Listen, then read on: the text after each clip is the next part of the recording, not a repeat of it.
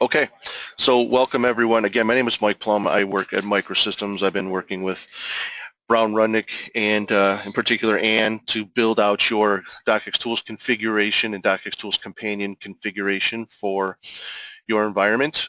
So this is going to be session one of a two-part session. We're scheduled for around 2 hours. It may or may not take that long, just really depends on questions and things of that nature. So today we're going to talk about a portion of the ribbon, and then obviously tomorrow we'll complete that. Feel free to ask questions whenever you want to interrupt me. This is meant to be interactive and have a dialogue back and forth. So if you have questions, do not hesitate to ask. So today what we're going to talk about are the DocXtools companion features. We're going to talk about the doc repair group here. We're going to talk about the document conversion group. And then we're going to talk about cleanup and repair. And then tomorrow we'll talk about make it a brown, cross-references, discover, and we might touch upon a comparison feature as well. Before we dive into the actual features, I know Ann provided some quick reference guides, I believe, to most of you, but I wanted just to point out a couple other resources that are available to everyone if you wanted more information after the fact. And of course, I'm going to provide the recording to this as well, so hopefully Ann can make that available to you. But the first thing I want to just point out to you is on our website, we have a site called help.microsystems.com, which really has access to a lot of our different products, but the thing that you'd be most interested here would be our DocXtools companion resources. And if you click on here, you can just see we have a knowledge base, we have help topics, and we also have training videos. And these are all pretty short videos that you can access at your convenience. We also have another site that I want to point out to you, and that's just called hub.microsystems.com. And here is just another place where you have access to some recordings. Now, these are longer in nature. These are 30 minutes or so, but these are all related to DocXtools, the different features, and even things outside DocXtools. For example, dealing with scanned documents or corrupt numbering. So we talk about DocXtools features, but we also get into Word options as well. So these are just all things that are out there and available to you, and you can use at your leisure. Okay, so I just wanted to make that available to you, and let's see that. Okay, so let's jump into the DocXtools companion features. So the DocXtools companion features, it's truly a separate product from DocXtools, but it works together in conjunction with each other. These are really meant to be easy buttons, for lack of a better term. One click and it's going to fix something for you with not a lot of decisions to be made. We focus on some of the areas that really from a lawyer or a fee earner point of view are the ones that are most important, and the areas where potentially there can be they can run into the most trouble and they need a quick fix. But these tools can be used really at all levels of Word expertise, in all your different departments in LEA and word processing, etc. So I'm going to open up a document here to articulate our DocXtools companion feature. So the first thing I want to look at is it from a numbering point of view. So this document, and I don't know if anyone is following along, it might be a little difficult, but if you are, I opened up the document that I sent Ann yesterday. I don't know if she was able to distribute them to everyone, but this is just a master debt restructuring agreement. So it's just kind of a basic, kind of a legal document that, we'd be used to seeing on our desk when we're working on them. So for this document, yes? Interrupt just for a second. I did, for the folks, anyone who wants to follow along and have a hands-on experience, since we do have a little bit of extra time, there's a folder on your desktop called DocXtools Practice Docs. And there are two subfolders within that folder. One is Brown Rudnick Docs. Those are the ones we've been practicing with. And then there's a Microsystems training documents, and that's where Mike just pulled his document from. I think it's in training files, and then it's DocXtools companion folder, and then I opened this master debt restructuring agreement document. Okay. I don't see that on mine. Okay. Who is that? Kathy. Kathy, what are you logged in as on your computer? Are you logged in as you? Yes. Okay, I'll fix that. You will in a second. Okay. Go ahead, Mike. Okay. So this is a document that I'm going to be working in. I know that there's some numbering issues in here. What I'm going to do, I'm just going to open up my navigation pane because this is going to give me a way to just easily see how some of the issues I see. So right off the bat, you can see my document starts out with Article 2. Then there's Article 3, then there's Article 4, but it's not IV, it's III. So there's just a lot of things going on in this document structurally from a numbering point of view. If I jump into some of these sections here, for example, I go into this Article 3 section, but then it's followed by Section 2.1. So I know there's issues there. Also, I know from experience working in the recitals area of this document, if I wanted to add another section here, more text, I can see that my numbering's not numbering properly. I'm not getting, it's not updating the automated numbering. It's going ABB now. So if I'm working on this document late at night, I don't have access to my support staff or my WP group, but I need to fix this numbering and get this document out. I know naturally if I was doing this native word or some other tool, it could take a long time to go through and fix all these numbering issues. But with my DocXtools numbers button on the companion button, I can simply click the numbers button and it does the work for me. So it's going to go through and do a little bit of examining and tidying up. There's a couple items that they say they want to draw to my attention here, so I could add comments, native word comments into the document. I'm not going to do that right now. I'm just going to say no there, but that would just put some native word comments in there to go see some issues with numbering. And then it's just going to go through and make some adjustments for me.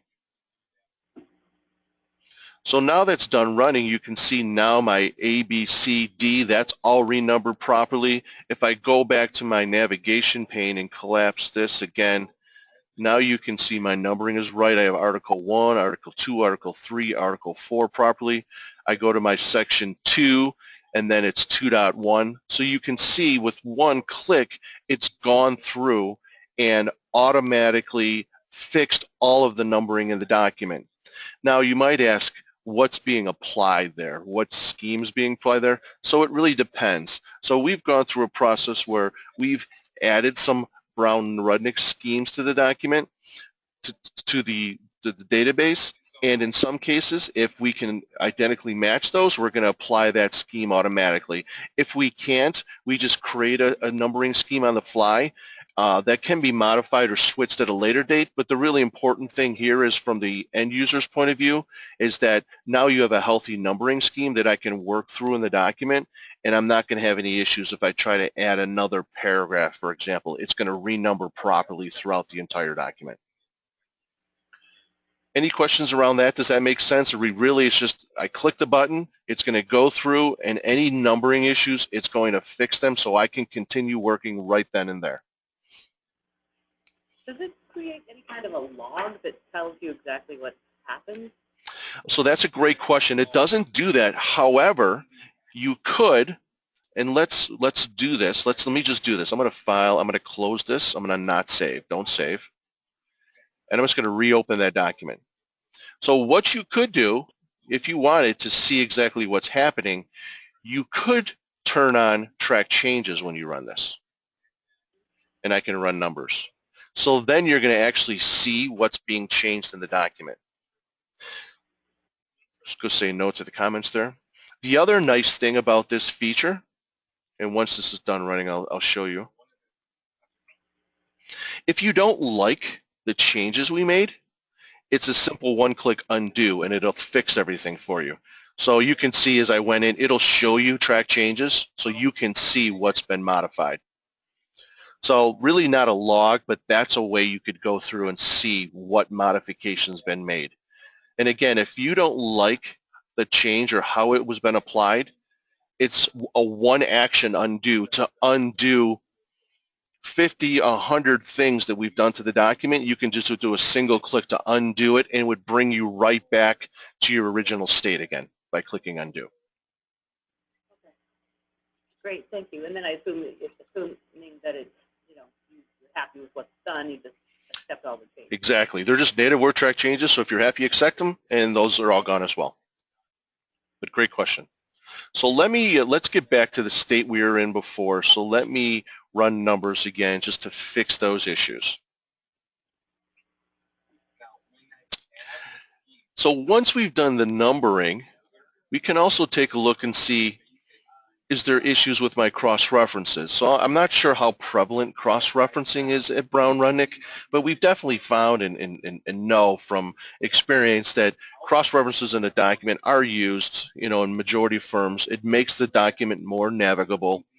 But if you don't use an automated cross-reference and then you change a paragraph or change the number in a paragraph, cross-references can be broken. You get that error reference not found. But we also know they're kind of a pain to put together. Now, we have a more robust cross-references tool we'll talk about tomorrow, but this is just kind of the easy button cross-reference. Same concept. I simply click the button. It's going to look for potential references in the document, but it's also going to look for the targets. And here's a couple other items. So what these things are doing is 10 items to draw your attention. So from a cross-references point of view, what these are going to tell me is there's a reference in your document.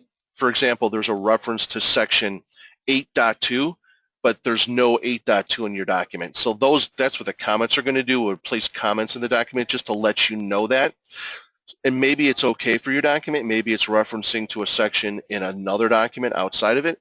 Or maybe it's an issue or a mistake that has to get fixed. So if you want, you could put in native word comments into the document and then just remove them as you go along. So it's really optional. You can say yes or no here. I'm just going to say no for this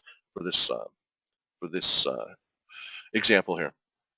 But now, as I go through the document here, what I should have done is I'm going to do this. I'm going to turn on field shading here so that I can always see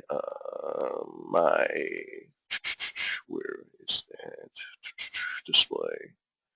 Oh, advanced. I should have turned this on ahead of time. I apologize. Field shading, always. Okay. What I just did is turned on field shading so I can see my cross-references in the document easier. I should have went through beforehand and marked up where they were.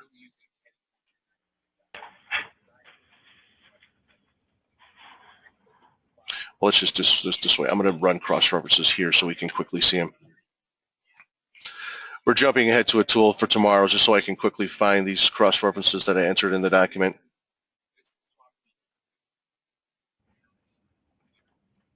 For some reason, that did not seem to do what I expected. Let me run this again. Live television here. Okay, let's just put the comments in this time. And let me close. So these are all my comments. Okay, so this is, okay, I see what happened here. So here's some of our comments. So here's section 2.1, 2.2, etc. For these ones, and based on the numbering scheme that got added to my document, based on, I think based on the Brown-Rudnick scheme potentially, it added sections with a 0 in here based on this numbering scheme, 2.01, and the references in the document are 2.1. So that's why it put the comments in there. It didn't automatically create these. If the numbering scheme was 2.1, then it would have automatically created those. So let me try doing this real fast. So I'm going to just modify these numbering schemes in here if I can on the fly. Adjust list indents, and I'm just going to make this 2.1 if this will work.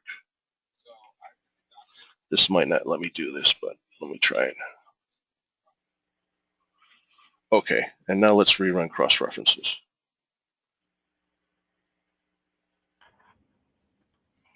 It still doesn't like that. So if it's automatically matching the numbering, it's going to create the cross-references for you on the fly. If it doesn't, it's there. So that one did create. So that's a true cross-reference now. but if it doesn't match the numbering, it won't. So it's all about exactly matching these numbering schemes. So if they exactly match 2.1 to 2.1, it would create them on the fly. Since these ones were referencing 2.1, but the numbering scheme was 2.01, it's not an exact match, so we're going to mark them for you. We'll show you in the full cross-reference tool tomorrow how to quickly create cross-references even when they don't match. But this is how you do it if they did match exactly. The next thing on the companion piece will be the table of contents piece. So in the table of contents, I just want to put a simple table of contents in the document. So I have one here now, but maybe I've done some work and I want to update what I have in the document. I can simply click on table of contents. Again, it's kind of the easy button. And if there is an existing table of contents in the document, it'll just create one with the same amount of levels, and it'll put it in the same location that the current one is. So even though you saw that there was multiple levels in this document, there was sections, section levels, and etc. It's like article, and we had section, and etc. It only put the single level in of level 1 because that's what we had in the document. If I delete this, and if we have a document with no tables of contents in there and I run the table of contents feature, based on the type of document, I might get a prompt here. So in this case, it put one level in. And the reason it put one level in is because we're only going to put multiple levels in if there is run-in numbering. So for example, on these levels, if all of them, and they must not all, if all of them had numbering in a single sentence, or the numbering scheme was set up to bring in the first sentence, first period, then we would bring that level into the table of contents as well. If it's not set up that way, we just don't want to bring all these entire paragraphs into the table of contents for you. So what we're trying to do is be smart for you. We're only going to put the levels in there that have a single sentence or it's set up to be a run-in heading. And just for this numbering scheme, it's not set up that way right now. It would bring in the whole paragraph. So we're trying to be smart for you there and only bring in a manageable amount of content. Any questions around that? But again, these are just the simple quicks. If you wanted to do more elaborate tables of contents, you could go through, if you had another third-party tool that creates it, or use Native Word to create more elaborate ones. The idea of these buttons are these easy buttons are just going to do these quick fixes for you without having to do much interaction. Okay? So Mike, is it using styles in order to build that table of contents? And it's using styles, I'm guessing, right? So we're definitely looking at the heading styles, and then based on the look and feel, it would honor the style definition of how you have set up your TOC styles. But yes, we're looking at the heading level styles for the document, for the table of contents. In order to use that table of contents button, folks would really need to click on the numbers button first. That's a great question, Ann, and I failed to mention it.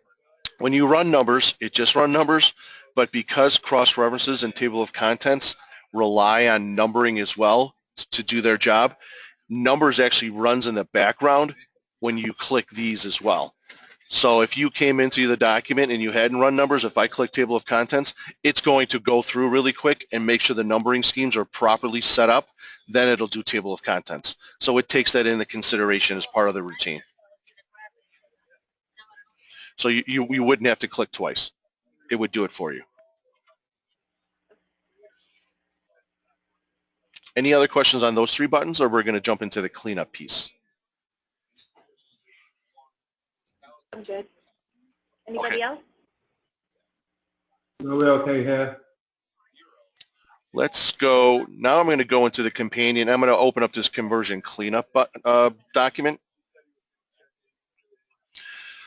So what this document is trying to display is a document that's been converted from a scanned or OCR document, or potentially a PDF that's been converted to Word. So we know in a lot of those scenarios, we see things like floating graphics that are kind of dots or flecks. Maybe it was dust on the scanner, so those things get introduced into the document. We see things like header content that gets added to the body of the document. So this is something that should be in the header up here, but it's in the body. We also see things like, and this might be a little harder to see, but subtle things like this. This open paren is bold, but the closed paren is not bold. So there's things like that. We also see things, if I scroll down to the next page, here's a numbering scheme, but this says I and then 2. So the scanner misinterpreted a 1 for an I. You'll also see things like 5s and S's and different things like that get addressed as well. Here's some more floating graphics here. So this is just a document that I need to work on, and there's a lot of issues that now I need to go through and try to address. Well, that's what this conversion cleanup is for. We try to address as many of these things as possible. Now, it's not going to get every single scenario, because in some instances it's kind of hard to tell or interpret what's right and what's wrong, but it's going to get a majority of them for you, so you have less to do manually, and you can do some real work. So again, it's a single click button. I'm just going to hit conversion cleanup here, and it's going to go through and it's going to do its routines, and it's going to look for these different scenarios, and it's going to do its best to clean these up.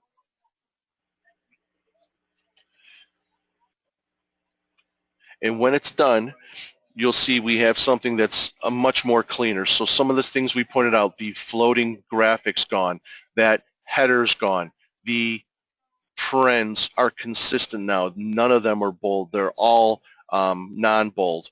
If I go down here, now it's a 1 instead of a 2. So it's cleaned up a lot of those different things, you know, that the scanner or the conversion cleanup introduced, and now I probably still have to make a quick pass to make sure that I didn't miss anything, but it's going to be much fewer things I have to address, and I can go ahead and do real work again. And again, if the results of the conversion cleanup were not satisfactory and you want to go back to your base document, I can just always a single click and revert back to the original. And again, if you wanted to see what was being changed, I could have turned track changes on as well to address those. Any questions about that button? That's a really powerful button that does a lot of good to address some of those nasty things that occur in a lot of scanned documents. But again, the thought is just to make it simple. Click the button, it does it for you, and you can continue on your way. And again, we're not saying it's going to be 100%. If you had more time, or it was a WP person or someone that more word savvy, they could use some of these other DocX tools we're going to talk about to make sure we get every single tiny little thing addressed. But these are the buttons that let me quickly fix as much as I can, because I need to get this out, I need to send this off, I'm trying to hit a deadline, etc. Yes? I had a question. You know, this conversion cleanup, does it do things that would be done if you did a rebuild scan document? So that's a great question. So they're similar, but they're not necessarily they don't necessarily do all the same things. In fact, when I was showing you the recordings on the hub, and I showed that there's a scan cleanup webinar we did, actually ran it, my best practice for handling scan documents would be to run conversion cleanup first, and if there's still a lot of issues, then I would do a rebuild. So here's some things. So if you're familiar with rebuild, here's some things that this does not do. This does not put the document in a new container. It does not attach a brown template. It does not remove all of the styles and revert them to normal. You know, it doesn't do those types of things that rebuild does. Rebuild, we would say, is kind of the sledgehammer, and we'll talk about that tomorrow. But it does many more things.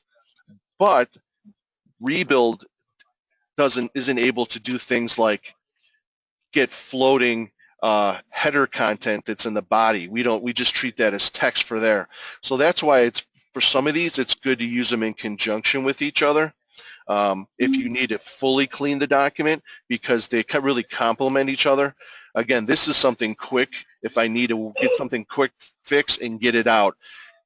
The rebuild requires me to restyle it afterwards because I stripped all the styles. This wouldn't require that because I'm only touching some very targeted remnants from a scanner. Rebuild's going to rip out everything, but it'll be much cleaner. So it's based on time, your level of expertise, etc. Thank you. A very good question. So let's talk about some of these other targeted tools that are in here. What I'm going to do Sorry, Mike, I had a question too. Yes, absolutely. I was wondering, how would we get a list of what that tool is doing? Is there a list of things that it will apply, and can we access that pretty easily? For the conversion cleanup? Yeah. Yeah, let me see. I mean, I know we have documentation on this and help topics. I don't know if it lists out exactly everything we address, but that would be an easy list for me to put together and just send you. So I can do that after, or, later today once we're done, or in the next couple of days for sure. Okay. I'm just not sure if it's going to clean something and then we'll look at it and say, oh, wait a minute, why did it do that? We had, so anyway. And absolutely, and again, that's why for all of these, if you get a result that for a particular document isn't desirable, you can simply just undo it and you're right back to your original state again. But yes, I'll provide that list for you of the different types of things we find. Absolutely. Okay. And I also want to Yes. just mention, I'm sorry, I'm taking over your class. No, that's okay. Because we didn't do any customization of what each of these buttons is doing. And I know some firms do. Is that correct? So not for the companions. The companions aren't really configurable. These are meant to be kind of easy buttons and consistent throughout. So there's really no configuration for these. The configuration is more on the DocXtools side. Okay. So I know some folks on this call have used DocXtools before, and I've heard some feedback that, when I used this, it didn't do this when I used it before. So that would be the reason why, is that when we get into the DocXtools ones, we didn't customize anything. So as we're going through this, if people keep that in mind, I think we certainly can, right, Mike? The DocXtools ones, if we find that we're doing something that we decide, oh, gee, we don't really want to do that in our document.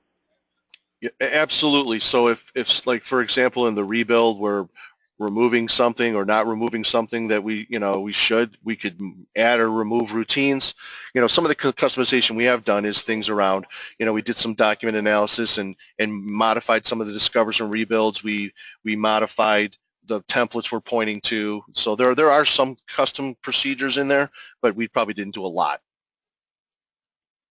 But yes, this is on the DocXtools side, highly configurable. The DocXtools companion is just meant to be kind of a boxed quick solution that gets those high-level pieces for everyone. Perfect. So if you spot something, raise it so that we can decide whether or not we want it. Right. Okay, so I'm just gonna, for this one, I'm just gonna open up a blank document because these are simple tools to display. Or to explain, I just need some basic text in the document. So I'm just gonna look again at these other targeted tools. So conform font type, conform font size, make spacing between words consistent, and make spacing between sentences consistent. Those four, and really all of DocXtools companion, but these four in particular, it's all about making the document consistent. Just like in the conversion cleanup, we saw parens that were bold and not bold. We're just trying to make the document consistent. Whereas like DocXtools features, we can say this is how it should be. Again, easy buttons just to make the document uniform. Our assumption is if the majority of your document is Times New Roman and there's one paragraph that's a different font, you didn't mean to do that. And if you run this button, we're going to fix it. So right now in this document, it is all Times New Roman. I'm just going to highlight one of these paragraphs. Let's just pick something that's obvious that we can see. okay? But if imagine this was a 102-page document and you had paragraphs here, you know, here and there that didn't match your styles. But again, I didn't have time to go through styling this whole document, but I had cut and paste from a few different places and the styles didn't match. I can just run conform font type. And then it's going to go through the document and you can see it changes this back to Times New Roman because that's the prevalent font throughout the whole document. The majority of the document is Times New Roman. This paragraph was an outlier, so we're going to fix that paragraph to match everything else. Same thing with font size. So if we, you know, bump this up some, same thing with this tool here, conform font size. So again, it'll go through and it's going to bring it back to conform to the whole document. So again, imagine if you had a 100-page document and you had some paragraphs that either from a scanner or again, you copied and pasted a section, instead of having to try to quickly style it or fix it, I'm on the run, I can just run those buttons to address that. So same thing with the spacing between words and sentences. These are just your convert curly to straight or straight to curly quotes. And then a couple other quick one-offs, remove highlighting. So if you're using highlighting in a collaboration mode, you know, please read the section in highlighting if you agree with it or remove it highlighting. Just remove highlighting, gets rid of all the highlighting of the document. So these are just some quick, easy buttons that are on this dial, you know, as part of the conversion or document companion group to quickly address some of these things that we typically find in documents, and then remove empty paragraph marks. So again, not really configurable, really meant for all users because they're powerful, but in particular for your fee earners, your lawyers, because they don't really require much intervention and they don't require any kind of decision points or configuration. I just run it and it does it. And if I don't like it, I can just undo whatever I just did. Okay? That's a quick question. Yes. Removing highlighting, those sort of features, if you've got like a say 100-page document and you would remove highlighting from certain pages, you can't select from a range to remove highlighting, or is it going to be the whole document? Yeah, no, great question. These are all or nothing, so it's going to remove highlighting from your entire document. You can't specify it. You can't select a range and just do that. I also have a question. Okay. Drawings. What does that really consist of? Because I'm thinking, you know, graphics, photographs, include text boxes. What really qualifies as a drawing? Yeah, you know, that's a good question because you're right. There's objects. You can have shapes. You can have pictures. Let me. I don't want to guess on that, so let me double check exactly what our definition of drawing is here.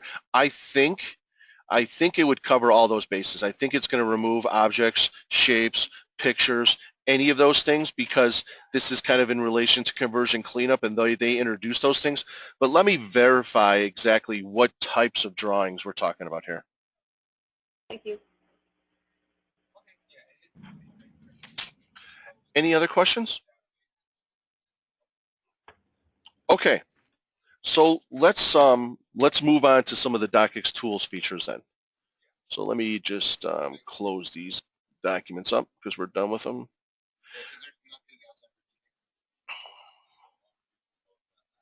Okay, so I'm going to open up another document here. I have some documents if you want to follow along the document quick clean. So I'm going to open up this document check green.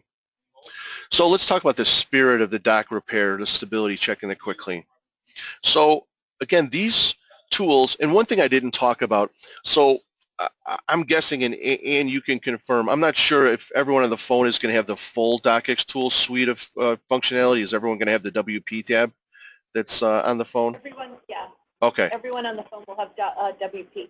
Okay. So if you're dealing with any users or supporting anyone, they're going to have potentially fewer features. So there's 3 tabs. This is the full feature tab. Then the LEA tab has a few less buttons on here, and then the lawyer only has companion, repair, and I think perhaps document convert. They just have a few buttons. And the reason I'm kind of getting at this, these are really kind of truly end user tools.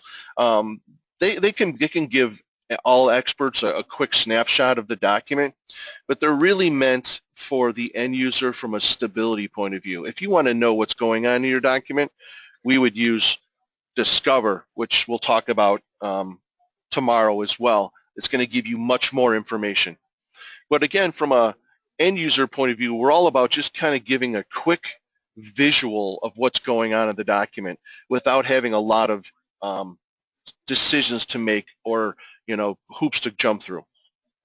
So stability check, all it's doing, and that's why it's called what it is, stability check, is the document stable. So it's only looking for a handful of things in the document, things that could potentially cause the document to be corrupt or affect numbering, things of that nature. I want to be able to take this document and send it to a client or send it to a colleague and know that they can make modifications on the document without running into any issues. It's not telling me that the document is properly styled. It's not telling me that my table of contents is correct. It's not telling me if my numbering schemes are properly numbered. It's just telling me that the document is in a good state to work in. I'm going to get a simple visual indicator. If I click on the button, I get a red, yellow, or green light. In this instance, I got a green light, meaning the document is stable. I can feel safe. I can send this document off to someone else to work in. If I highlight over it too, I even get a tooltip. Tooltip, this is a stable document. Okay, let's open up another document.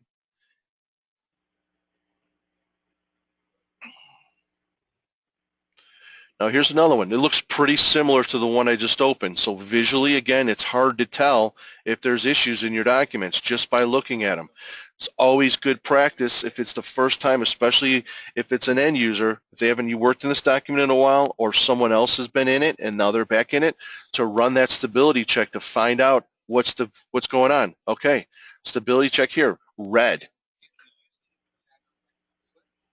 Severe issues found. Run quickly and escalate to word processing if the light remains. So best practice then, if I don't get a green light, I run this quick clean, which is right next to it. So what does quick clean do? So quick clean works hand in hand with the stability check, or sometimes we call it the traffic light. It only cleans the things that the stability check is looking for. So it's not cleaning everything either. Just like stability check isn't looking for everything, quick clean isn't cleaning everything. It's only going to clean the things that are affecting stability. We're going to try to map one-to-one the things we're looking for with stability check and the things we're going to clean with quick clean. For the most part, we can clean all those. There's one scenario we can't clean, and we'll talk about that. But that's the goal of quick clean, to fix as many things the stability check is looking for. And its other goal is kind of to do no harm to the document, to not affect pagination. We don't want to make drastic changes to the document because, again, the goal is this is being used by an attorney or a fee earner, a lawyer. We don't want to make drastic changes to the document because they want to send it off to a client or a colleague to work on, to collaborate with. We're only going to address things behind the scenes that could affect stability. So go ahead and run quick clean. And when I run quick clean, it runs through a few procedures and then it reruns stability check. So you can see stability check change now. So now it's yellow. So yellow is that in-between state. It's not bad. It's not perfect, but it's not bad. But it's safe enough to send off. If I highlight over here, we say there's potential issues found. You might consider further cleaning, but it's not the end of the world. Now, if a client or if a lawyer or whatnot forwards it to any of you to say this document's not green, it's still yellow, what do I do? We'll talk about it more tomorrow, but there's some stability check details, discovers that you can run to give you those details. And in fact, I'll just run it here real fast to see. So there's field code errors in this document. So you can see there's some broken cross-references. So not really affecting stability that much. It's not the end of the world. It might not be something you want to send out to a client. So it's in that in-between state. So the lawyer wouldn't have access to those features, and we'll talk about those more tomorrow, but they could forward it to you to work on, and then you would use that feature. We'll talk about that workflow a little bit tomorrow again. But again, the goal is to get this document to hopefully green but yellow could be okay, just to get into a state where they can feel safe to send it off to a client or a colleague. Let's do one more example here. What's the last document? So I'm going to open up this last one here, document red. So again, this document looks pretty good too. They all look the same visually. This has automated numbering in it. It looks like it's properly styled. It looks like it's a document that's in really good shape. I'm going to run stability check. I get a red light again. Okay, so I'm going to run quick clean. Now, in this instance, I get an error message that pops up. It says this document contains cross-link numbering. If this process continues, numbering may be lost or converted to text. Would you like to continue anyway? So for the majority of the time, you're going to say no here, right? I'm going to just say no, so it's not going to finish. So this is the one instance that I refer to where quick clean cannot fix the issue we're looking for, because there's really not a fix to it, and not an automated fix. And the issue is cross-link numbering. Basically, cross-link numbering means that the numbered levels in your document are mismatched with the list template levels, the style levels associated with that numbering. So for example, heading 1 is linked to level 2, and heading 2 is linked to level 1 of a different numbering scheme. It's mismatched, it's cross-matched. So since there's multiple schemes involved, we don't know which one is right, so we can't really fix it. Now, interesting enough, numbers can fix it, because what it would do is just build a brand new scheme for you. But you could also use the stability check to navigate and manually fix those as well. And we'll talk about that tomorrow as well. But just know that this is the one instance if a user runs stability check, gets red and gets quick clean, they can't fix it. So this would be an instance that we could escalate it to you. Unless, again, we want to just tell them, we could also tell them to run numbers, and that would fix it as well for them. But if you wanted to use a true or fix the existing numbering scheme, we would have to escalate that word to word processing, and you'd have to go in and reapply the numbering scheme for them if they don't know how to do that. So again, these are really focused on the stability of the document, how to make sure that document is in the good shape so that you can get that to a colleague and they feel comfortable working in it without affecting the numbering schemes or affecting the stability of the document. And again, this should be used every time a user opens up the document and they haven't been in it for a while, someone else has made modifications, just to see if there's any issues around stability. Any questions around those buttons? Okay. So the next thing we're going to talk about is document conversion. So, but before I do that, I'm going to ask a question. So what is the standard now? Are all Brown-Rudnick documents the standard DocX files, DOCX files?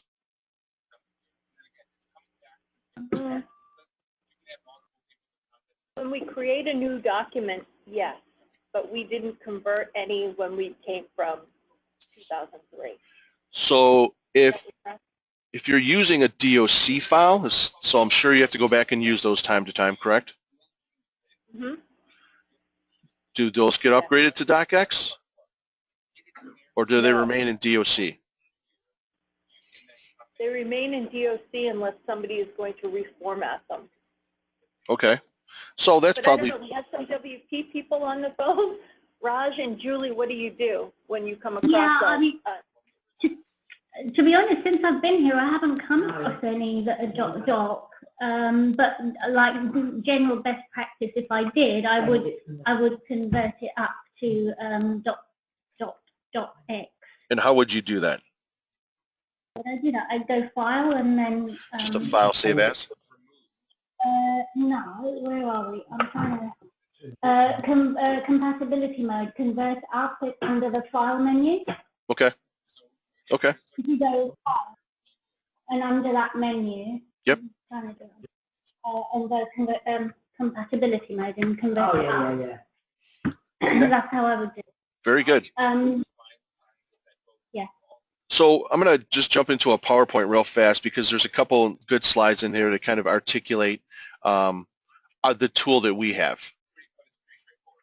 So I'm not going to run through all these, but so we have 4 buttons. The DocX Ready button for you is in a different spot, but we have 2 upgrade buttons, and we also have a downgrade button, because there is probably valid scenarios where you might even want to downgrade it back to DOC. But we have 2 buttons for you: upgrade to DocX, preserve layout, and upgrade to DocX. Basically what all these buttons do is not only upgrade and do the conversion piece, but we run some cleanups prior to doing the conversion, because we've found in lots of our research, and this is less prevalent now because like you guys are saying that most of your documents are DocX, but we still run into this. Some documents in DOC format have issues in it, or issues isn't even the right word, but they have characteristics in the document that if they're not addressed and you simply do that conversion in Word or do a file save as, can cause problems in the document. So we have 2 options. We have upgrade to DocX and upgrade to DocX preserved layout, and I'll get into more about what those mean. But the other nice thing too is we integrate this with your DMS as well. So if you take out a DOC file from your DMS and you say upgrade to DocX, it'll save it back to your DMS, and we'll maintain your document number. And then, Sorry, can I ask, yes. will it save it as a new version? Will you have the option to save it as a new version, or will it save it to the same version? So you'll have the option to do one of 3 things. You'll have the option to replace original, you can create a new document, or you can save it as a new version. Thank you. Yep. But it's only for documents that originated from the DMS. So if you open a doc file, say from your file system, or someone sends it to you through email, and you run this, it's not going to prompt you dynamically back into the DMS, only for documents that originated. Now, of course, you could save it back into the DMS, but the integration piece is just for documents that originated from the DMS. So what do these tools do? So we identify any of the issues before upgrading to DocX. We're going to do the upgrade, or we'll do the downgrade for you. This is just some simple vocabulary. So some people kind of confuse compatibility and your file extension. They're really different things. So doc is the old binary format. The docx is the open XML format. It's really a zip file. You can take a docx file and change the name to zip and open it up and see the components of it. Compatibility is really the version of Word, and that just kind of dictates how the file lays out. So you could have a document that's in docx, but it's also in compatibility mode. So these are some of the different things we look for. The unlinked numbering, cross-linked numbering, we talked about some of these things. So we'll go through that a little bit more. But here's some of the challenges. So this is what I really want to get to in this PowerPoint. So DOC files that are just natively converted can have issues when you upgrade them to DocX. And here's, like, your restarts can be lost. You could have unlinked numbering, or you could create cross-link numbering. If those things aren't addressed, numbering could actually fall off the document when you save it to DocX, or it could be converted to text. And then we see issues like we did with the that first document I worked with, where if I try to insert a new paragraph, it's not going to renumber my document. This is showing you what unlinked numbering means. So you can see below in this here, there's no style associated with the level. So that level is unlinked to a style. That one we can fix, because as long as all the other levels are using the same list template, we just plug in the value there. So that's the easy one we can fix. But cross-link numbering is different. You can see this has Article 1, Level 7. This has title, body. This one's just a mismatch of different things. We don't know what's right and what's wrong. That's why cross-link numbering can't be addressed. We can't fix it for you because it has to be manually fixed, or we could run Companion to fix it. Here's some other issues we run into if you don't run some of these cleanups before you upgrade to DocX. There's some issues with layout. So I don't know if you deal with California pleadings at all at Brown Rudnick, but if you have line numbering in the left column where you have to line each line, have a number each line. Those need to be lined up properly. There's also can be issues with indents, justification, spacing, etc. All these things can throw off the pagination or throw off the layout and can either make the document too long, because in some cases the document has to be within a certain page number to be filed, or just look sloppy. So here's a couple issues here. So California pleading, here's some issues we see. In DOC, the California pleading lines are lined up, but if you just upgrade it to DocX, we've seen where the lining is off. It gets readjusted.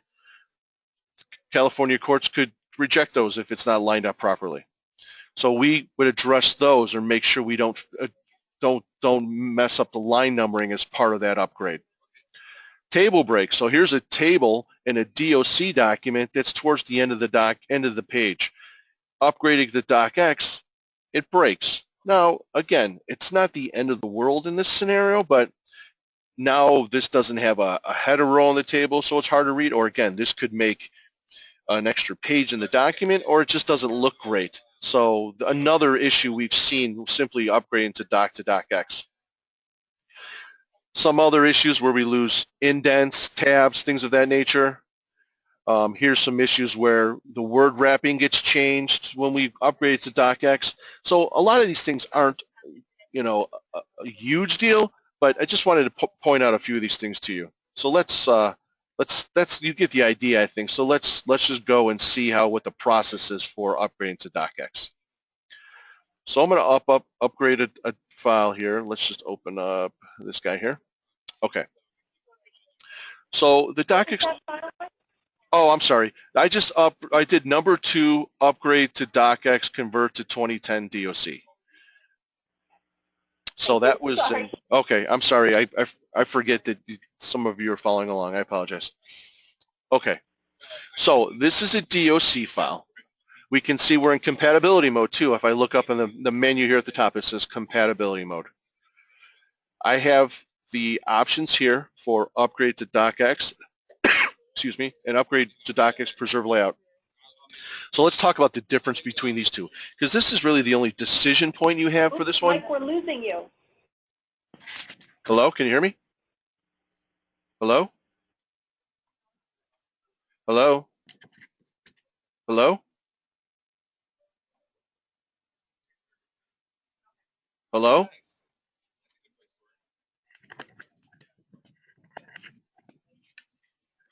Hello? Hello? Hello?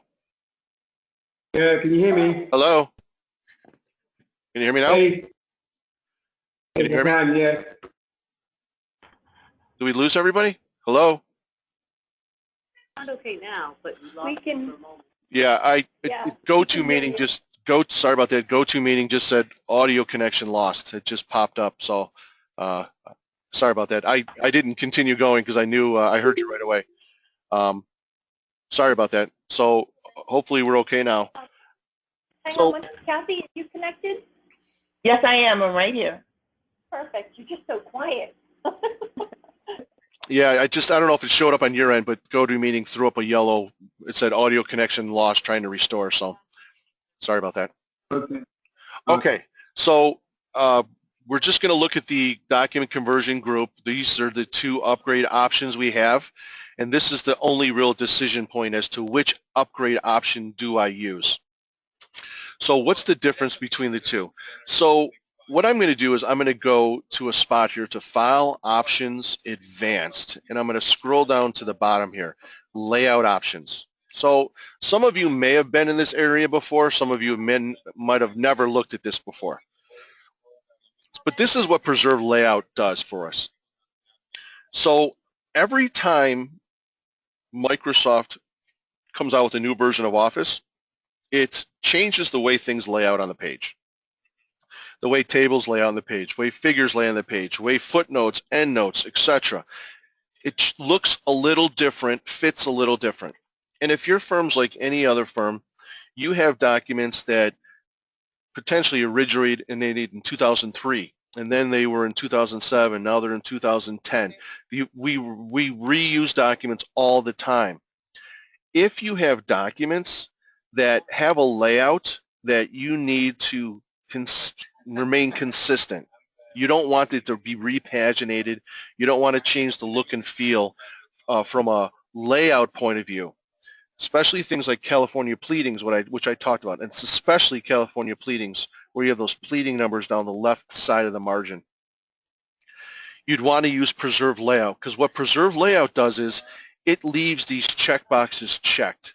So what these checkboxes are for is to make the document lay out as if it was built in another version of Word, an older version. All these things are around tables and different formatting options. Now, you probably didn't come in and set these, but these get set as you open older documents in newer versions of Word. So right now, this has a custom setting. You could set it to look like older versions of Word as well. So if you want your document to stay laid out as is and have these checkboxes checked, you would run upgrade to DocX preserve layout. So it's going to preserve, it's going to honor those checkboxes. If the document layout is not important to you in terms of if this document becomes a little longer or if a table breaks across the page, etc., you can just do the full upgrade. So what's the difference? And some people worry when they see this. So I'm just going to run upgrade to DocX preserve layout. So it's going to go through and run some of those cleanups that we talked about. And this one created the DocX file. But if I go to File Options, Advanced, you can see those checkboxes are still checked. So it honored the checkboxes. If I decided that I don't care about those checkboxes, let me close this document and not save it. Don't save. And let's reopen the DOC version. If I didn't care about those checkboxes, I wanted just to lay out exactly like if I created it in 2010, I would just run upgrade to DocX. I'm getting prompted for the save because I just saved another document with the exact same name, so that's just why it's doing that. You wouldn't typically get that. I'll just make it number 2. And you can see compatibility mode is gone from the menu here. And now if I go to File, Options, Advanced, and now it says, see, it doesn't say Custom anymore. It says Word 2010. And if I go to Layout, all those checkboxes were unchecked. Because again, they only need to be checked if I want to make it look different than as if it was built in 2010. Now, most firms only use preserve layout for California pleadings because that's the most obvious layout option, because the only way to get those pleading numbers lined up with paragraphs is to have certain boxes checked in that layout option. And they've come along for the ride for the various older versions of Word. If beyond that, unless you have some very unique scenarios where layout or the number of pages is very important and it fits perfectly and I don't want to change it, most of you, I think, are always going to use upgrade to DocX.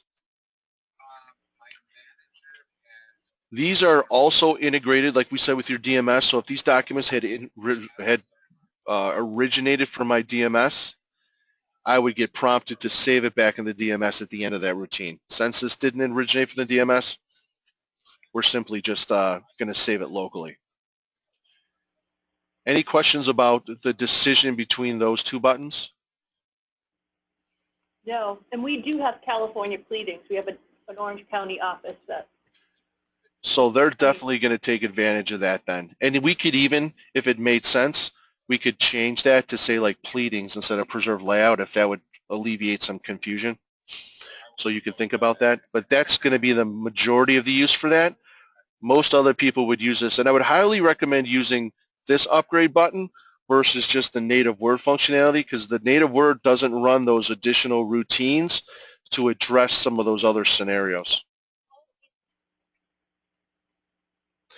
Now let's say we want to downgrade this. So you might ask, why would I ever want to downgrade? So this is becoming less and less prevalent, but especially when DocX became new, there were many firms or clients that you work with are still working with DOC files. They're not in a DocX world yet.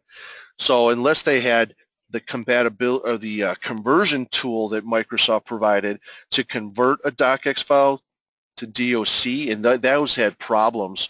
It'd be harder for them to work in those documents. So all this does is simply convert it back down, and I can just say okay here. It's going to run a few teams, and it just brings it back down to DOC compatibility mode.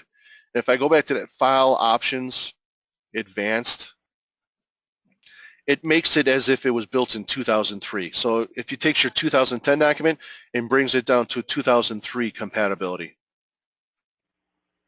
If you had introduced introduced any kind of features in the document, like for example smart art or something like that that isn't supported in the older version, you would see it in that compatibility window, and it would just convert it to like an inline graphics. It would create it to something that 2003 could support, but otherwise it's only doing basically the bringing it back down to DOC.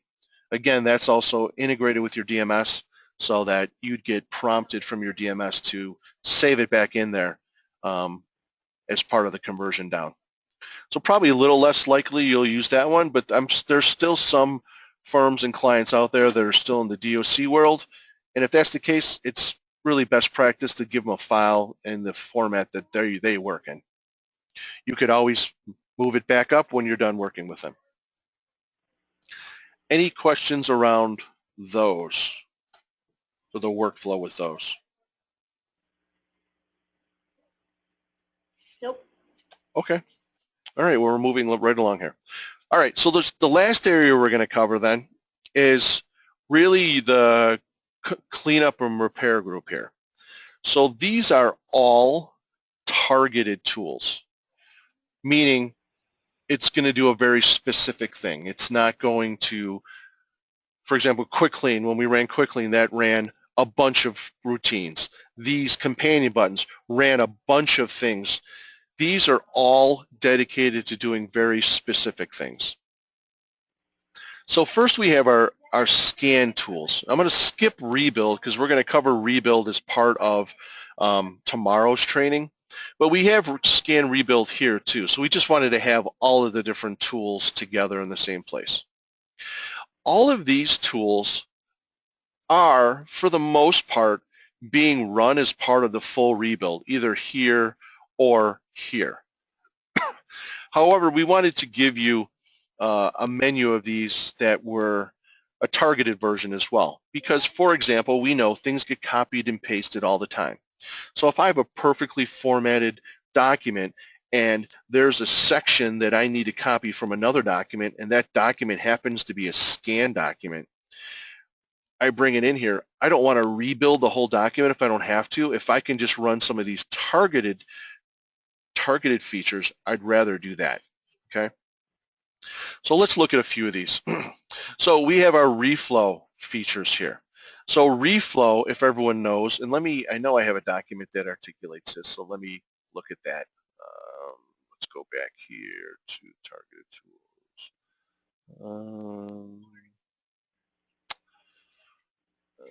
You know what, let's just create one for that. Let's just create one for this. So reflow. What I mean by reflow, if I have some text in my document, if I have a hard return at the end of every line, and I'm sure people have seen this before, especially with converting a PDF to Word, I know I've had to go through and manually delete these line by line in the past. So what reflow will do is it'll address that for you. And we can either reflow the whole document, or I know we had a caller ask about the highlighting. Could we target the highlighting? We can target the reflow. So let's target the reflow in this document. Instead of doing the whole document, let's say I just want to reflow this paragraph. I can highlight it and say reflow selected text.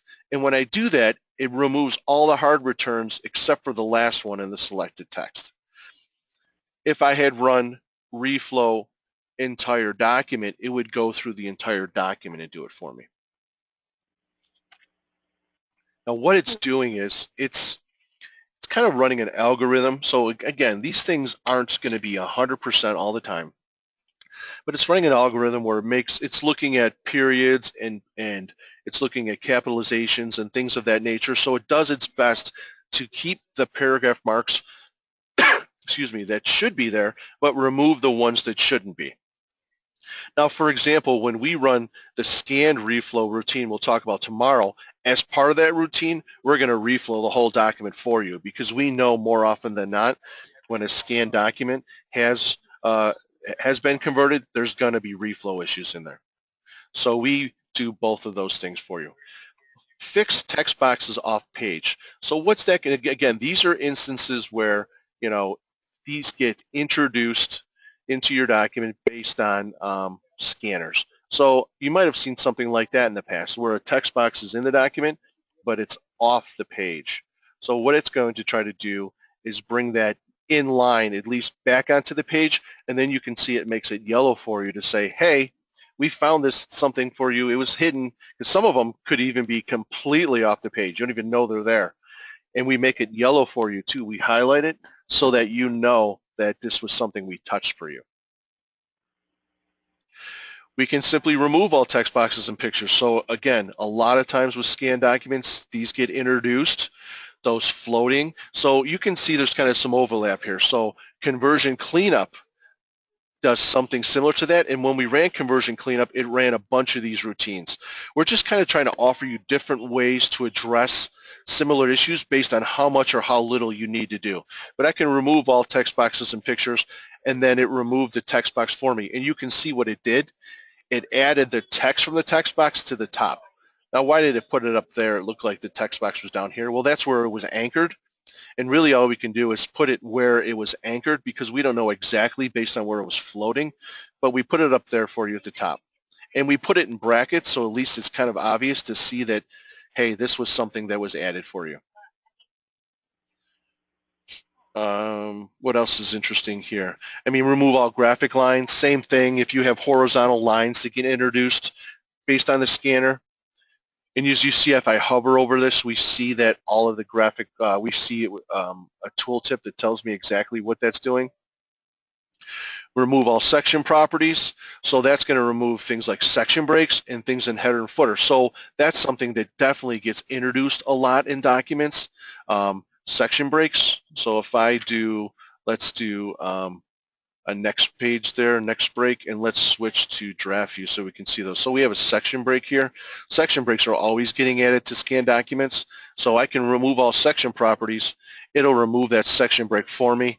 If I had header and footer content, that would also get removed from there, because that sometimes gets added extra. Remove normal web. That's something that we see a lot. If you copy text from the internet, normal web is usually the font that it puts it in, so it's going to get rid of that font in the document for you, and it'll just replace it with normal.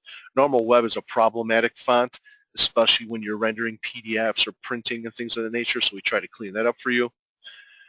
We remove empty paragraph marks, so anytime there's extra empty paragraph marks get introduced, the scanner doesn't understand the concept of like space above and before and after, so it'll put paragraph marks to indicate spacing that was there, so we can remove the empty paragraphs for you. It cleans up that spacing. Now, that's another thing that for some of the other tools we have, we do have other tools, and we'll talk about those tomorrow as well, where maybe I wanted to keep that spacing, but I wanted to get rid of the empty paragraph marks. Well, we have a routine that'll replace it with the space above or before, but this is more, again, a scanner. We assume you're going to go through the process of styling this and cleaning it up other ways. We're just trying to get rid of all the ancillary things that are in the document for you. Remove all shapes. So here, somebody we had a call before, this is making a distinction too between text boxes, pictures, and shapes. So you can be more surgical in what you remove, versus when we do a full rebuild scan document, we're going to just get rid of all those things, because everything gets converted into graphics, and we know you're going to have to replace it. Signature blocks, all those things are going to have to get replaced after the fact, so we just kind of clean those up for you. And then replacing line breaks too as well. So again, a lot of targeted scanned issues that get introduced that if you're not doing a full rebuild of the document, you can be surgical in going through and removing these things. These are useful in other scenarios, obviously, as well, and not just scan scenarios, but we want to group these all together if you're working on a scan document for ease of finding. You can find these in some of the other menus as well, but we just put these all together so it was useful for you. Any questions around those? Okay. No. So these are also going to be very similar as well. So touch-up tools and trouble tools and the SCC tools. But let's talk about touch-up tools and trouble tools first.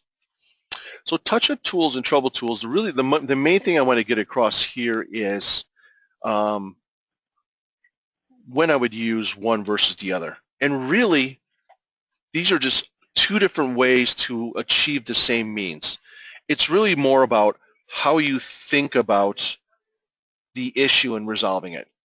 So more than likely, touch-up tools, for the most part, would be when someone is more comfortable down the road with DocXtools, because in this instance, I know what fix to select to address the issue I'm having in my document.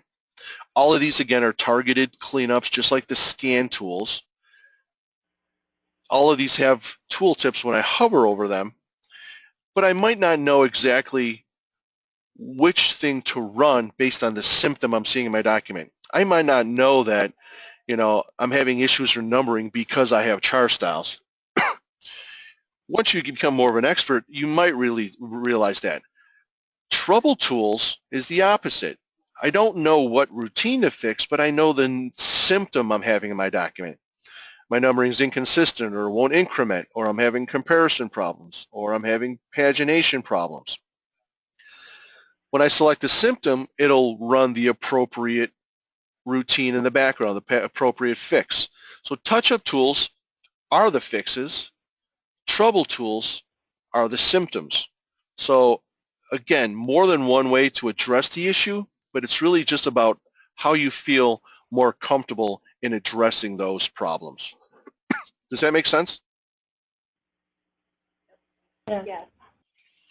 So I'm not going to necessarily go through all of these things because really it's the same type of thing in terms of targeted cleanups. I can hover over any of these.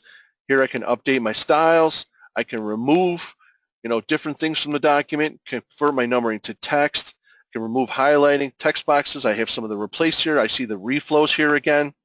Turn them off same as previous. That's a good one because that's kind of hard to do in native Word.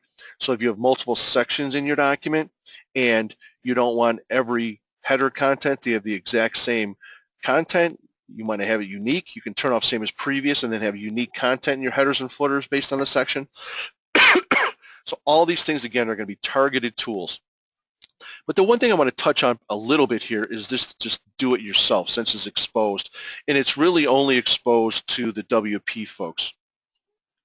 So I'm going to click on do it yourself here. And this opens up this scary little text task pane here. So really, do it yourself is really what it sounds like. It is access to all the tools in the tool shed. All of these right here are the various procedures, and as I expand these are all the procedures that are available within DocXtools. And you can see some of these underscore ones we talked about. Some of them say brown, some of them don't, but any of these underscore ones are custom ones that were put together for you. These are all the procedures that are available to you. Now, many of these, and if I click on this drop-down, I'm looking at procedures. I can look at macros too. Macro is basically just a collection of one or more procedures. So macro can run a lot of things or it can run one thing. So here's a bunch of macros, and you can see, like, here's the repurpose macro for brown, and it's running all of these procedures here. So a macro gets hooked up to these buttons. So when I click a button, I'm running a macro, and that macro is running one or more procedures. Now, all these procedures aren't necessarily hooked up to all these buttons. So there's other things in here that you could do if you wanted to, if you start, you know, investigating here, that we haven't set up yet, okay? You can investigate some of these areas here. For example, like document, I can scroll through. And it works like you would imagine. If I wanted to run one of these, I would just check the box and hit the play button.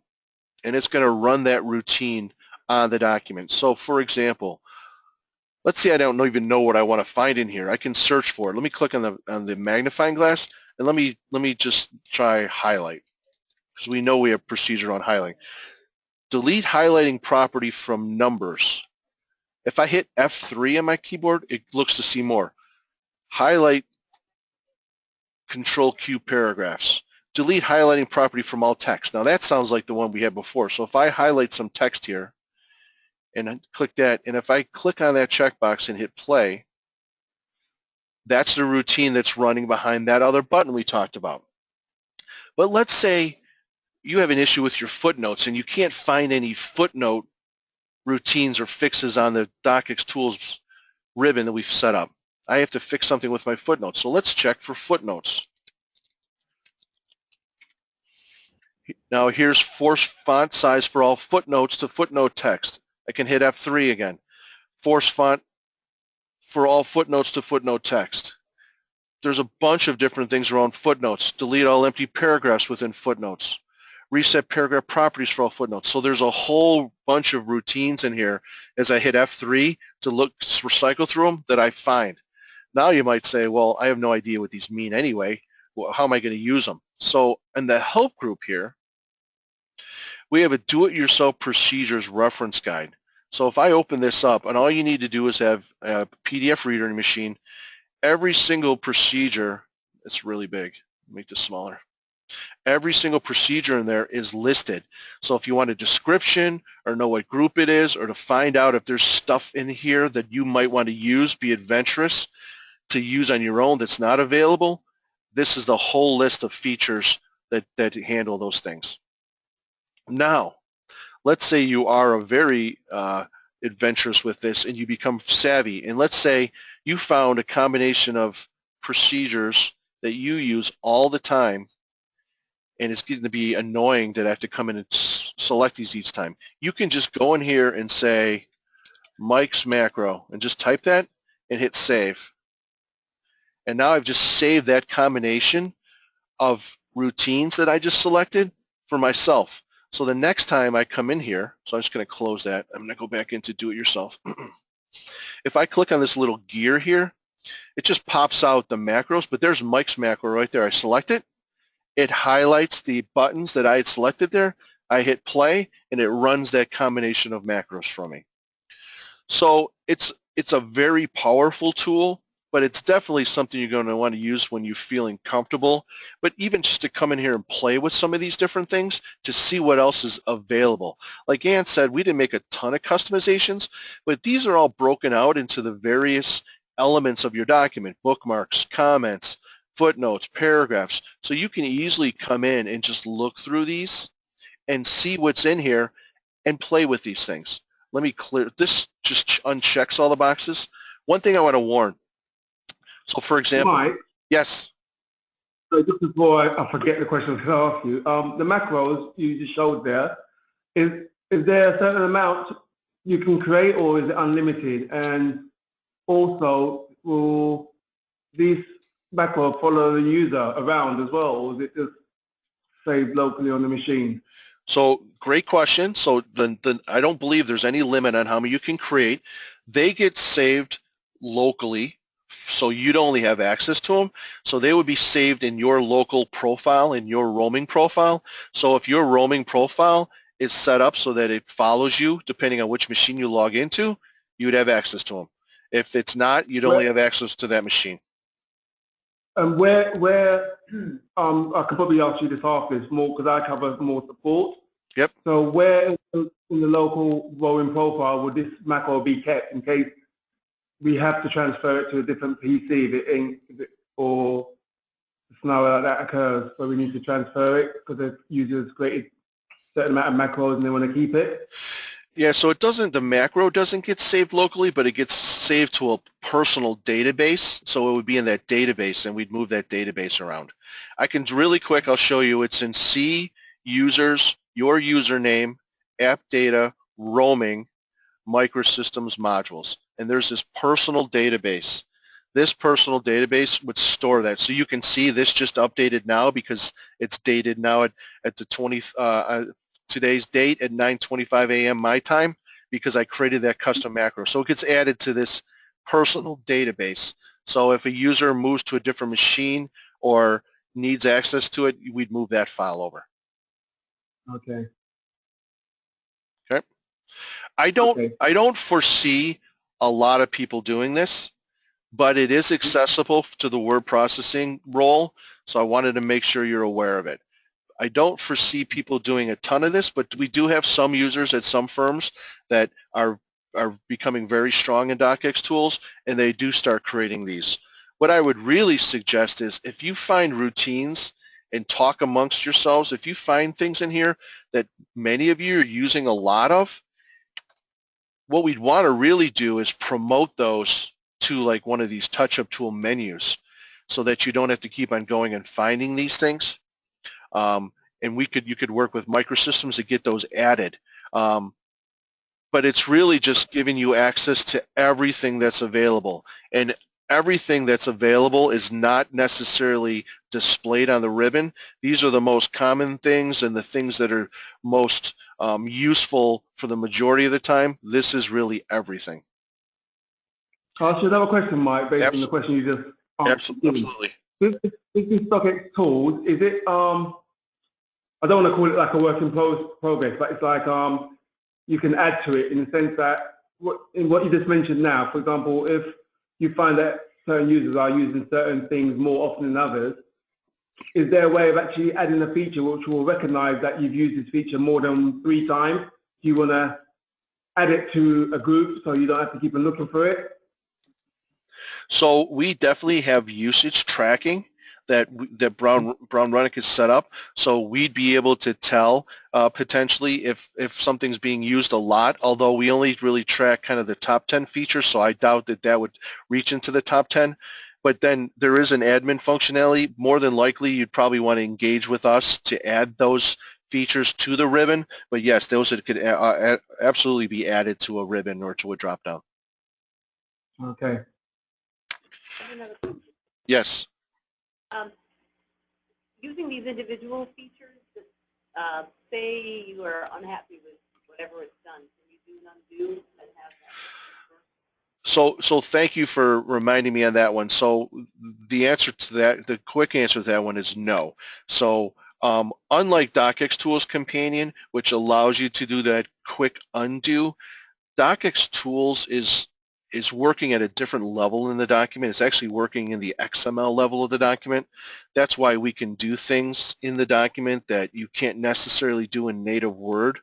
Because we're working at that XML level, there's really no way to undo it. So really a best practice, if you're working along, let's say you have a document and you rebuild it and you styled it, I would save it, every once in a while, because really the only way to undo, say you run a routine in here that doesn't do what you expected, the really only undo is going to be to close without saving at that point. Okay, gotcha. But thank you for bringing that up. That was something I wanted to mention, and that's what I wanted to get at too. It's kind of a funny story, but I had a client that had some table issues, and they decided, well, I'm not sure what table issue to run, so I'm just going to select every single table routine there is and just hit play and fix them all. Well, that's not how this tool is meant. You can even see here, this option here is shift cells left, this one is shift cells right. So it's just doing one thing or the other. Some of these things work, they counteract each other. It's kind of the phrase I use is the Spider-Man thing, right? With great skill comes great responsibility. So Power. Great power, exactly. Sorry. That's the way to make clear, With great power comes great responsibility. You want to know what you're doing in here, because there's a reason this is not exposed to all users. It's only exposed to the WP tab. So make sure that you use this kind of as a surgical approach as well. The idea is not to click a bunch of these things and and hit play and see what happens. Now that's fine if you're just playing in a document, test document, by all means, play with it, learn. But if you're working in a document that, is critical, or you on a time crunch and you need to do something specifically in here, make sure you've, played with it, or just do a targeted approach and make sure you've saved beforehand. But there's a lot of powerful things in here. It's everything that's available. And like I said, if you get savvy enough, you can create your own macros that you can use and run and do things that aren't even available on the ribbon. Any other questions around that? And I know I went through that fast. I definitely recommend that you take a look at this do-it-yourself procedures reference guide. If you think about wanting to play in there, look at this reference guide, because it lists out every single procedure, what it does, what group it's in, ramifications, things of that nature. How do you get there again? The do-it-yourself procedures reference guide right here. Right, but how did you get that listed here? Oh, so it's in the help group. You just click on the purple book. And then all of these are PDFs. So and this is just another long list of other nice tools you have in here. So there's a bunch of other quick reference guides around comparing, cross-references, discover, fixing documents, validating. So there's, including what Ann gave you, the things I pointed you to, there's a ton of good PDFs here to address as well. And then lastly, we have the SEC tool. So I don't know if we have anyone on the phone now that works with SEC documents. Ann, I'm pretty sure you said you had a group that does do SEC. These are similar from a targeted point of view. The top one is a Discover, and we'll talk more about Discovers tomorrow. These two groups are just pre-built cleanups. So for those of you that don't know where EDGAR is, that's kind of the SEC website where documents get uploaded for filing and downloaded. It's called EDGAR. So there's a routine to clean it when you're going to send a document to EDGAR, and there's a pre-built cleanup when you're taking a document from EDGAR, kind of like a quick clean. And then these are just targeted tools, just like the other targeted tools. Some of them are very, very specific to SEC. I mean, all of these are specific to SEC documents, like shifting cells left and right in tables, or turning dashes to underlines, or turning bullets to paragraphs to bullet paragraphs to tables. These are things that need to be done for an SEC filing. So if you're not doing SEC work, you're probably not going to come in here, but there's other things that are familiar. For example, like reflows in here too. You can find it other places, but it also is something that's needed for SEC filing, so we just want to make sure they're all together too, just like we did with scan documents. So it's just a list of targeted tools that you would use more likely with SEC documents than anything else.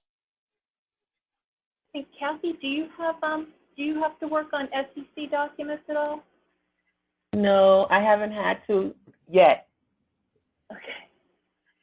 I think the only people that do SEC filings, I think they're Mike Collar in the New York office. But. Yep. And for the UK, this wouldn't apply because this is just a US thing. So, so the last thing I want to show you here is just these couple of the buttons in the help group.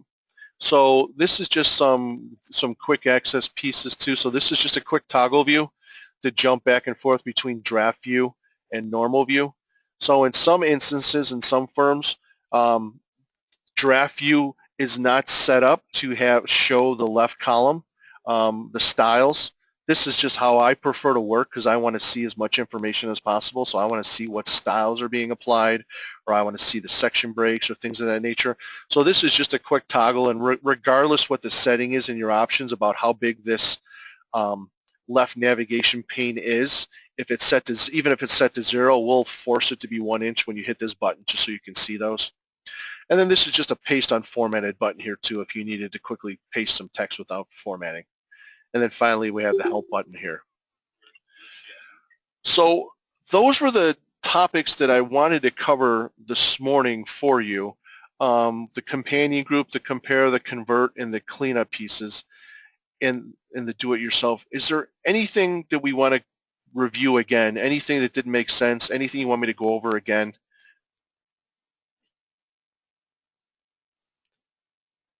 Are these tools that they look to be, you think they'll be beneficial for you? Has everyone had a chance to play with these? Are you looking forward to play with any of these in particular?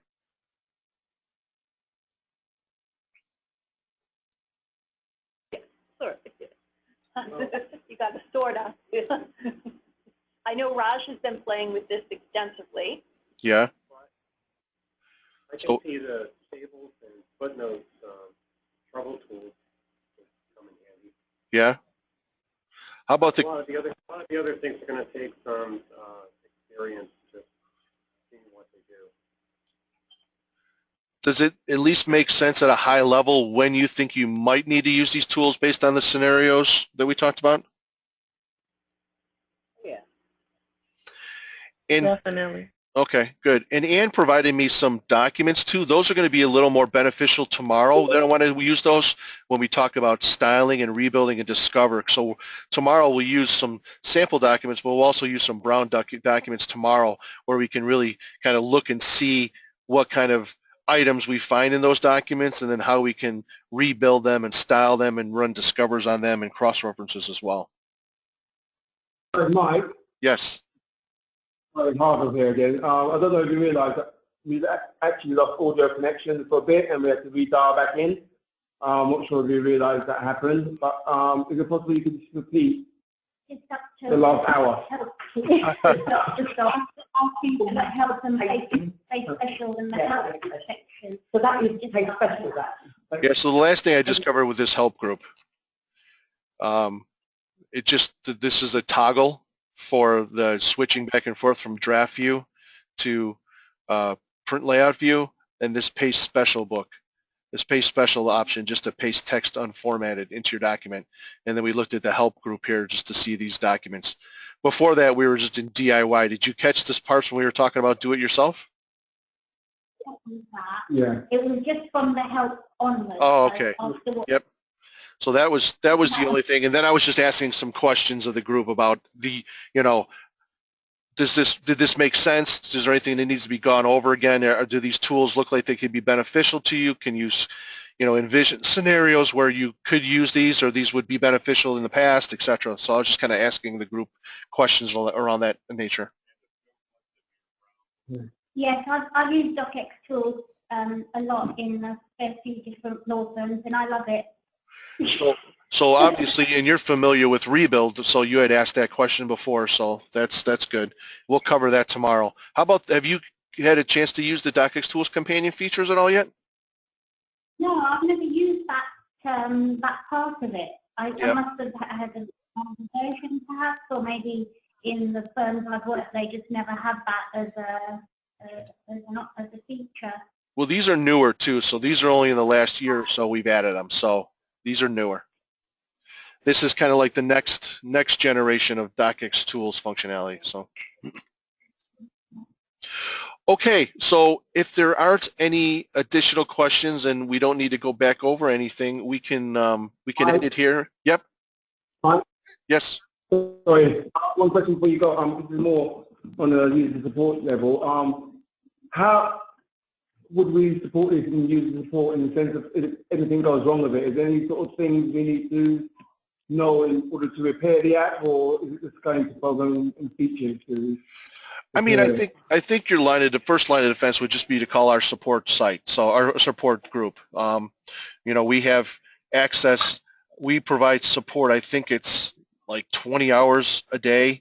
I think we start like 3 in the morning, U.S. time, to support UK folks as well, all the way up till 8 o'clock local time via email, phone, or chat. So that's probably the best first line of defense. They're a crack unit. They would help you with any issues you run into in terms of errors, installation if you had to reinstall, things of that nature. Can I ask one question? Absolutely. Thank you. I had emailed Anne about this, I think last week, because I was trying it out on a working document. I had to do a conversion from a PDF. And when I rebuilt the scanned document, it didn't do the reflow, so I had to do it in a DIY way. So when you do rescan, scan now rebuild scan document, it should reflow, right?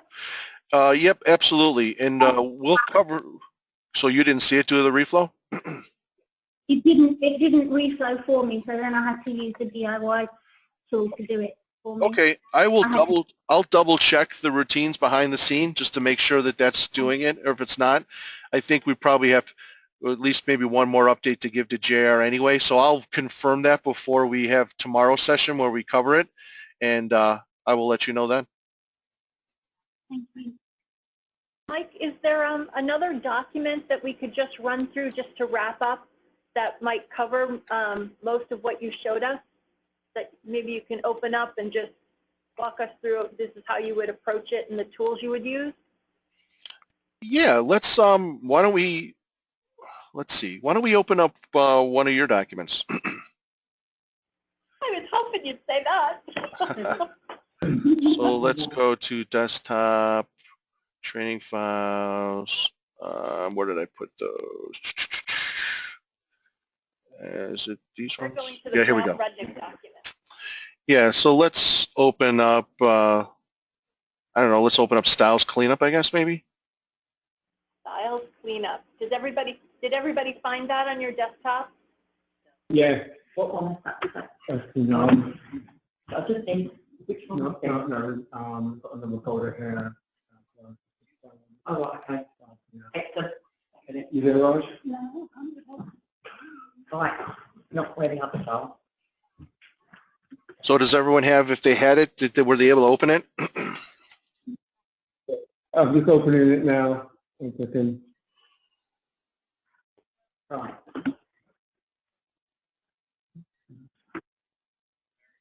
We're ready here.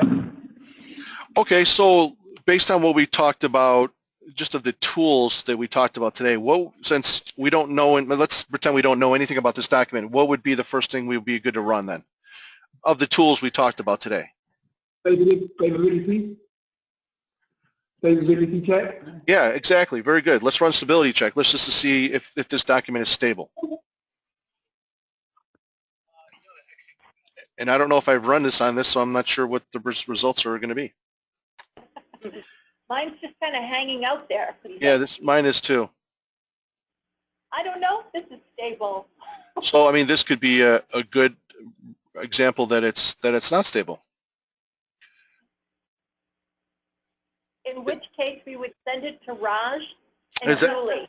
Has anyone got it? Oh, there it goes. It's starting to turn now. Let's see if it finishes. It might just be that this document, there we go. It did finish. So mine, it did finish and it turned green. I think, this document I know it has some tables in it and things of that nature. So, different attributes of a document can cause, different things to take a little longer, but it did come back green for me. Did everyone get it to come back green?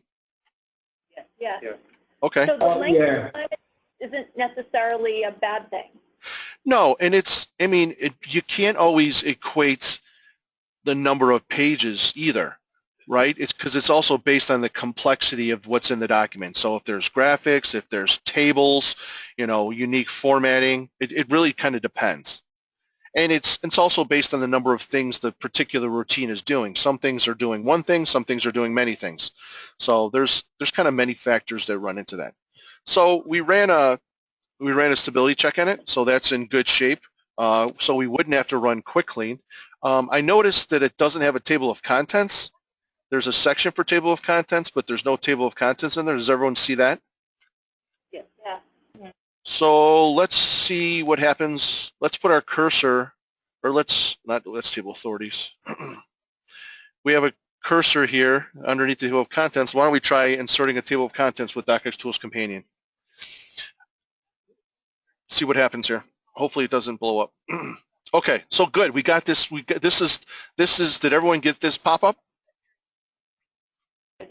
Yes. Yep. So this is what I was talking about before. So in this document, there's an opportunity to either do a single level or two levels, because even the second level of the table of contents is only a single line, or the numbering scheme is defined so that we have a first line indent.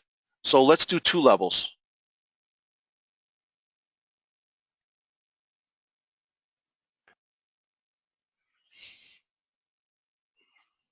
So there you go. So it inserted a 2-level table for you based on the document the way it's set up now.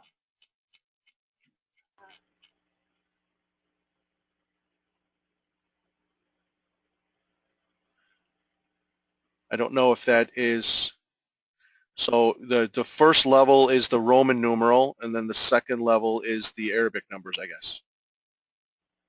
Oh no, I guess it's the, let's see here. Oh, it's the, yeah, it's the alphabet. Yep. So that's right. So that inserted that one properly. It didn't do the third level because you can see their full paragraphs. So it didn't even give us an option for that because we don't want to insert the full paragraph. But it gave us that second level because it's a single, each one had a single sentence, so it gave us that. And now I don't know if that's correct or not, because even like section 2A, the section 548 claims fail. If we go there, really it fails to state, I think, the full sentence. So I guess that would be up for interpretation. It feels like that whole sentence would be, but the reason it didn't do it because there's a hard return there. So there might be some cleanup that needs to be done before that'll work because there's that hard return there. If that makes sense. Now the numbering seems to be in good shape, so I don't know if we would need to do, although this is starting with 2 instead of 1. So let's run numbers again just to see if that's going to do anything with some of those things. So in this instance, it's still the 1 here. So I'm going to do adjust list indents here just to see. So see, it's set start at 2 on that one. So it might be following from here. So maybe, I don't know for this document if that's the way that numbering should be or not. So you would know better if this should be 1 and should this repeat as 1, or is that appropriate for this document that it continues numbering there? I'm guessing it's probably not, but that's something we'd have to probably investigate further based on the document type. Yeah, I'm not sure. It seems to be throughout all of A, but yeah, not sure what they wanted on that one. Yep. So are there any things in this document that look like they need to be addressed? So I know styling is something, but I think we're going to talk about that tomorrow, and we could go through this again and properly style it. But so we've added the cleanup, we've added the table of contents, we've checked the stability. I don't know if this wasn't necessarily a scan document. Is there anything in here that needs to be addressed from a touch-up tools point of view or anything? Does anyone notice anything else that we'd want to address based on some of the tools that we've talked about thus far? It looks like it's in pretty good shape to me beyond, those things where we added the table of contents.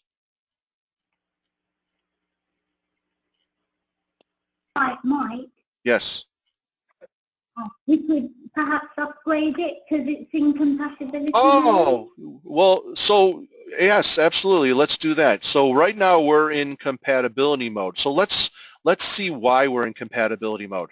So if we go to File, Options, Advanced, and if we scroll down here, so it's very good. Thank you. So it's a DocX file, but it's built as if it was 2007. So this document probably originated in 2007. It's not a 2010 document. So we're already at DocX, but if we want to get compatibility mode addressed as well, let's just upgrade to DocX.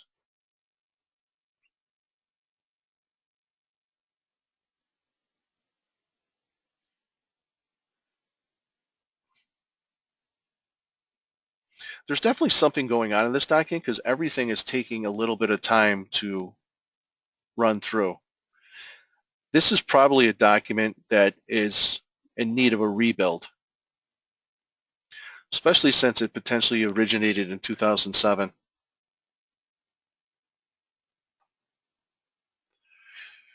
Is everyone stuck at continuing processing with cross-link numbering right now? Yes.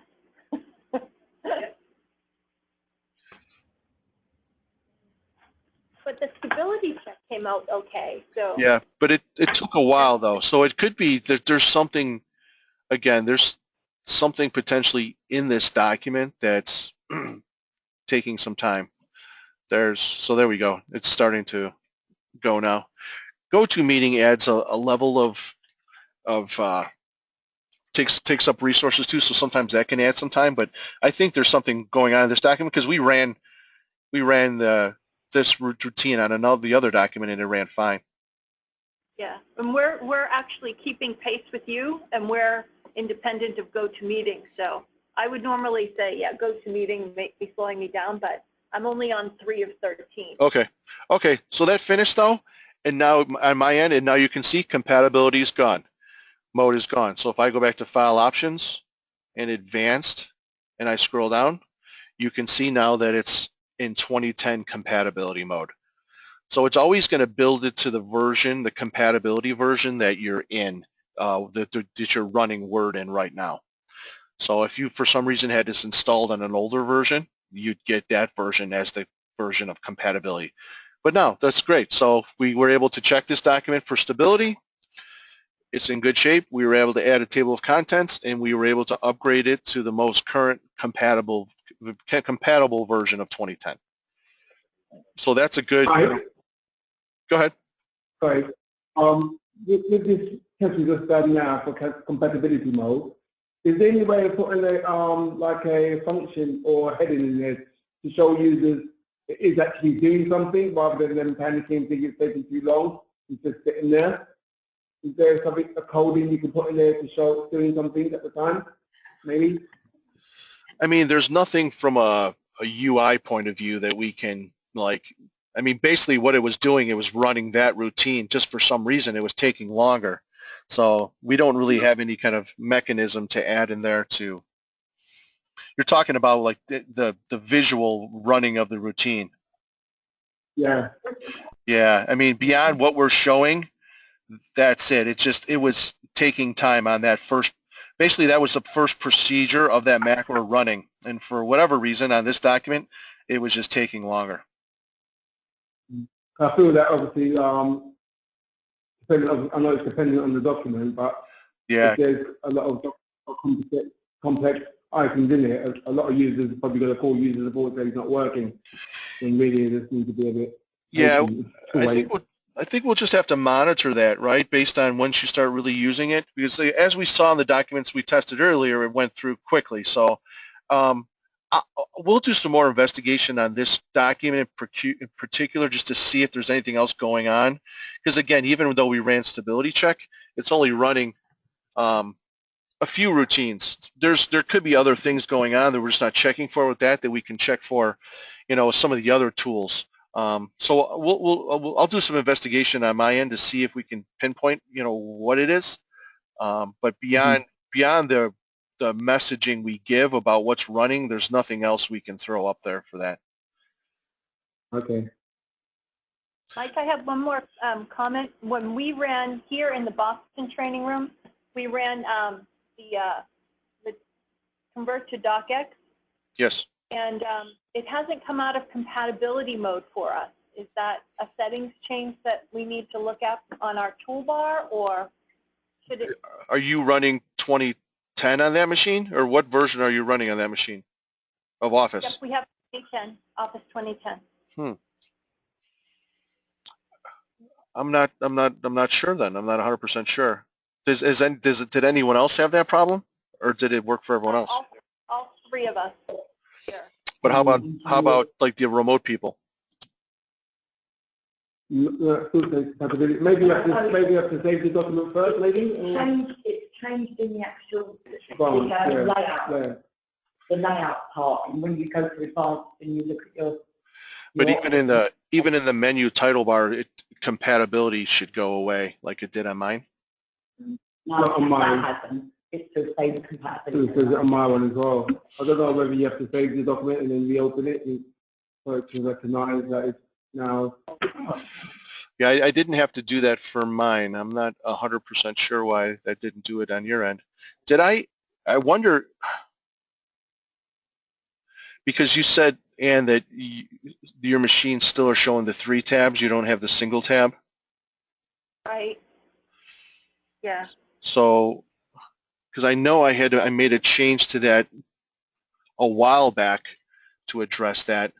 I wonder once you get the single tab one setting right if it's okay. Let's revisit that once you get the proper configuration on your machine, and then that's something I could potentially adjust on the routine. It's just odd that it's working on my machine and not on yours, because all other things are equal. I mean, I'm in a 2010 machine as well, so with your configuration.